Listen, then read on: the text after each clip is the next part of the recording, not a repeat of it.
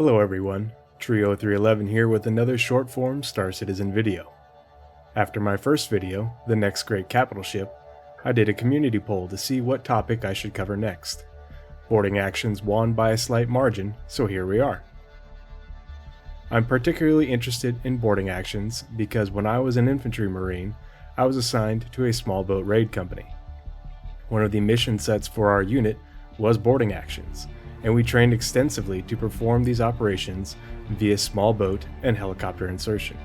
So let's dive in and talk about what we know regarding boarding actions in Star Citizen and how these may be influenced by real-life experiences as well as other science fiction.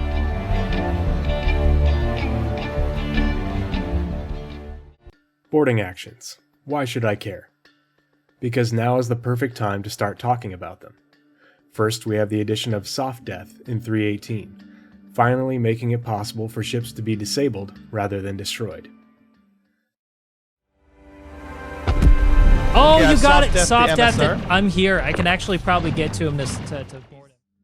Second, the initial implementation of the cargo refactor gives us a reason to board because we can take cargo and sell it for profit. Third, there are myriad deliverables in development right now that will be able to expand this gameplay. We have the tractor beam attach and detach functionality for 3.19, which adds to the potential loot from boarding another ship. The ability to breach a ship and someday station or facility is being expanded upon with features like cutting tier 2, hacking, and FPS devices. And last, we have AI initiatives such as Buddy AI and follow behaviors being developed initially for Squadron 42, but just like the AI navigation mesh, these will be ported over to Star Citizen for us to test, allowing for things like rescue missions. The history of boarding actions. Boarding is the oldest offensive naval tactic, as we have depictions by the ancient Egyptians of boarding actions from around 1000 BC. Boarding continued to dominate ship-to-ship combat throughout ancient times and the medieval period across most cultures. It wasn't until the early modern period, with the addition of cannon to naval ships, that the emphasis on boarding started to decline.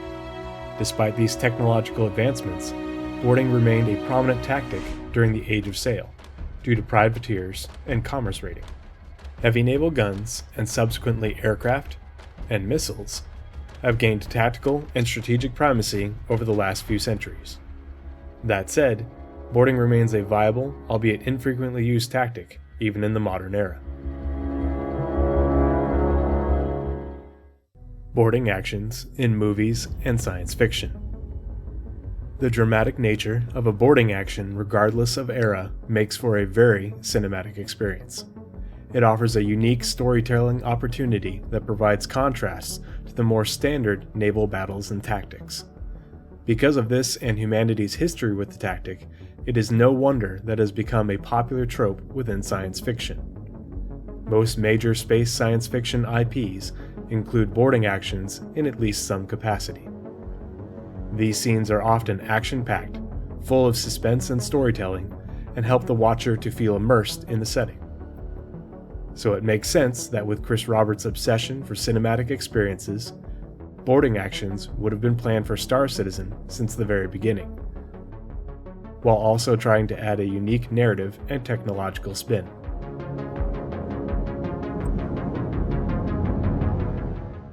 But why boarding actions? First, we need to look at why, in Star Citizen, we would want to perform a boarding action. Many, if not most, of these reasons will apply to scenarios on both sides of the legal spectrum. The first and most obvious reason would be to acquire something on board the ship. The most obvious use case for this is piracy, where pirates are boarding a ship to steal cargo for profit or use. But this introduces us to a concept that is largely foreign in Star Citizen and to players: the concept of a limited objective. It is easy to conceive missions or contracts where the objective isn't to take control of the entire ship, station, or facility, nor is it required or feasible. CIG is apparently producing more of these missions with the recent addition of the package extraction mission type to the progress tracker. Other good examples of this are the new Derelict Reclaimer mission, Seize the Data, or the 890 Jump mission, Boarding Action in Progress. Even though eliminating the hostiles is an option or a primary objective, CIG is demonstrating limited objective scenarios by giving you secondary objectives. The second reason to conduct a boarding action would be to perform a rescue or capture a high-value target. And again, these scenarios cover both sides of the law. In the mission The Price of Freedom, you're tasked with liberating captured criminals aboard a Caterpillar prison transport. And while it has been some time, CIG has said that criminal players could have this option as well, to be rescued by their fellows during transport to prison. Rescue missions are a deliverable listed on the progress tracker, and it's likely that you could be rescuing law-abiding citizens from aboard ships and space stations. This is all the more evident from the prison cells shown as part of the development of the outlaw variants of homesteads and settlements, as well as the Star Marine scenario, OP Station Damien, where Marines board an outlaw-held station to retake control and rescue any survivors. Spoiler alert, there weren't any. Rounding out these reasons is perhaps the most basic: control. Boarding a ship, a space station, or asteroid facility to take control of it. You may plan to sell the ship, or you're just taking it out of the fight. This will be more evident when we look at some of the ships used for boarding.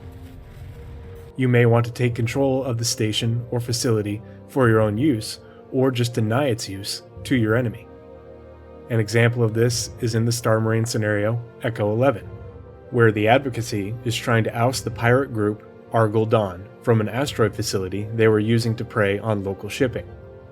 This type of gameplay becomes all the more apparent with territorial gang wars in Pyro and other lawless systems such as Nyx. The value of stations, as well as the in-development asteroid facilities, to an organization or group cannot be understated. These locations are likely to be tempting targets for everything from large-scale to limited objective boarding actions.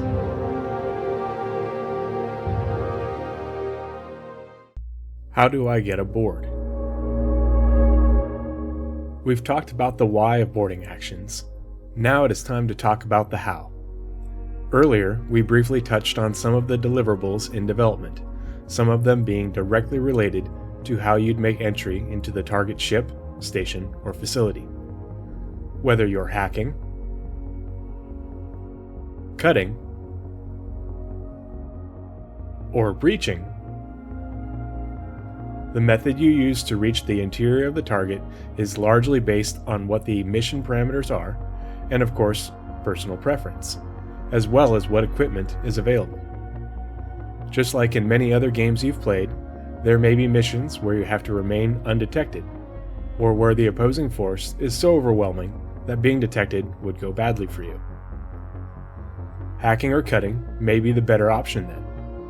You could have a mission where time and speed are of the essence, and then breaching and rapid entry are preferred. A rescue mission for a friendly target may only require that you supply an airlock with power in order for it to function and for you to make entry. Technique is largely situation dependent. Boarding ships.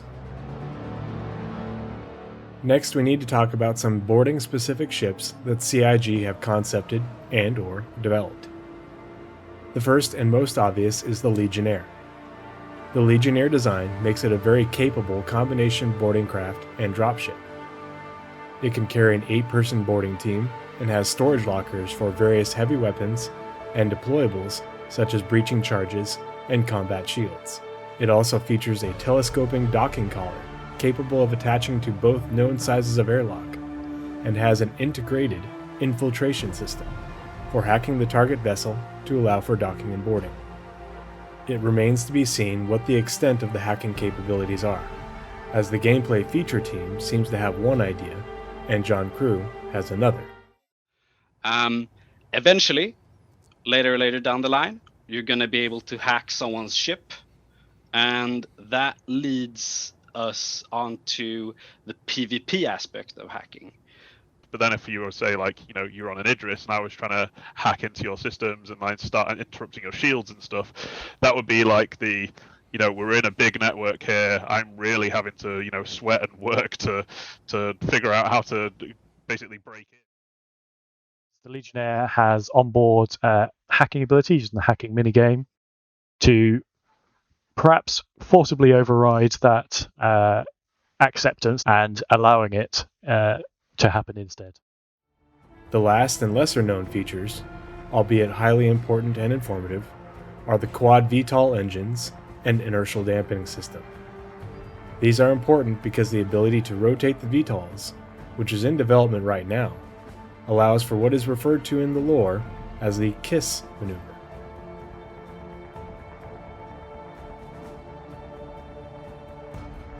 This allows the Legionnaire to close with the target at high speed, and then as late as possible, flip the VTOLs to apply max braking power.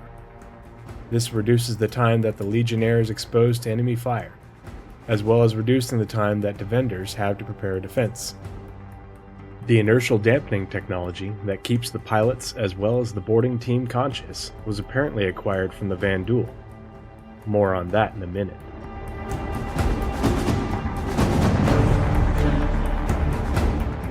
Before we talk about captured Vanduul tech, we need to talk about the other dedicated boarding craft in Star Citizen, the Esperia Prowler. You may have seen the Prowler marketed as a stealth dropship, and it is true that it pulls double duty as a dropship and a boarding craft. In the lore, the ship used its low signature to avoid detection while approaching targets in space and on the ground, deploying Tavaran special forces called Naule, who were elite saboteurs and specialists in close combat. And if stealth isn't an option, the hardened directional failing shields and armor are intended to allow the ship to survive closing with the target to offload its payload of troops. The major difference between the Prowler and the Legionnaire is the designs are based on differing strategies. The Tavaran focused more on stealth and hit-and-run tactics to deploy troops and boarders, and the UEE focused on heavy armor, speed, and direct contact. Earlier in the video, we mentioned the Vanduul, and before we wrap this video up, we need to talk more about them. The Vanduul are an aggressive, nomadic species. They have been in conflict with the United Empire of Earth for centuries, a conflict humanity has been losing, badly. The Vanduul culture is known for having a penchant for bladed weapons and close-quarters melee combat, both with their ships and on foot. Because of this, it should come as no surprise that the Vanduul utilize boarding tactics, and the Vanduul boarding craft we know of has been called the Cleaver or the Spike. We don't know much about the Vanduul boarding craft, but from the few images and clips we have seen, it seems that it impales itself in the target, and then cuts a hole in the hull to allow Vanduul warriors into the interior. We also have a reference from the original comlink about the Vanduul Void Bomber, which fires not only missiles, but boarding craft. The Cleaver was also briefly shown during a demonstration at E3 in 2015, paired with the much larger Void Bomber and an Aegis Gladius for scale. One of the most interesting things about boarding and the Vanduul Cleaver is that it was referenced in the Whitley's Guide for the Legionnaire. Based on the Legionnaire being able to rapidly decelerate to pull off the KISS maneuver without the crew and boarding team going unconscious, I believe that the same tech that is used in the UEE Marine nails to drop Marines onto a planet in 90 seconds is also used in the Legionnaire, and that it is all reverse engineered from captured Vanduul boarding craft. Hey everyone, Trio 311 here, coming to you from my well-lit and sound-insulated hotel room, where I've been hanging out on active duty for the last 2 months on training orders down here at Fort Sam for the Army. and I had a bit of downtime while I've been here, so I figured I'd finally get to work on this video, and here we are. I just want to say thanks for joining me. I hope you found the information interesting and informative. We've covered a lot in this video, including boarding scenarios, new gameplay features and technology, FPS tools, a sprinkling of real-world correlation, strategies and tactics, lore tidbits, and of course ships. There's a lot to be excited about regarding boarding actions in Star Citizen, and the experience we have now from what you've seen in the video is obviously just a glimpse of what is to come in the future. And we could probably do another video entirely on the intercept phase of boarding actions, such as the disabling of ships and how to approach a target station or facility. But I think that subject is best left to the talented content creators of the Star Citizen community, some of whom you've seen clips of in this video. Once again, I want to thank you for watching, and please consider giving a like and a subscribe. Let me know what your comments are down in the comments section below. It really helps to grow the channel and feed the algorithm. And to me, that's really important because, as always, my content is entirely charity driven. So helping my channel to grow gets me monetized so I can donate more money to stackup.org.